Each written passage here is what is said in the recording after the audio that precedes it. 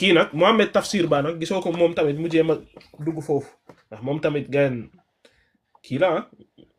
moom bon 4 combats la am MMA mais am na 3 victoires te moom tamit gis naa ne moom am na talent bi quoi yow loo gis ci moom.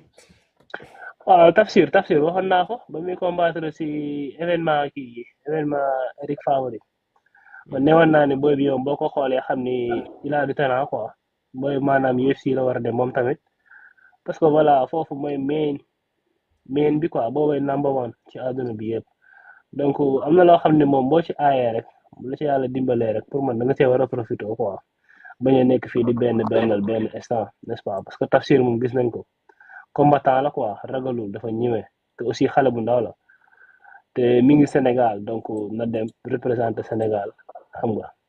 comme ni ko Russie defee rek xam nga Russie yi moom dañoo ñëw rek daal di invade MMA bi quoi léegi koo wax ñun la Russia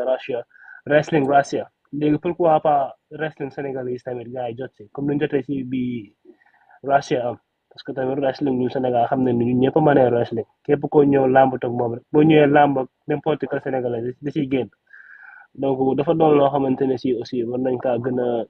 expand ba nga xam ne ñëpp dina si jot monde entier Tafsir Ba xam nga Moustapha Diakhaté bi rëgg-rëgg aussi su ma sañoon fa lay dem moom tamit ñoom trois pour man pare nañu pour dem UFC quoi très franchement après nag aussi gis naa Ada Fass sax benn bi su ma ni moom rêve am dëgg moom mu combattre en MMA man gëm naa ne day yàggal ma ci lay mujj quoi te xam naa ne tamit semaine bi gars yi jël moom lay jël step by step naka rek muy gën a évoluer après defe naa ne moom it mën na faa mujjee quoi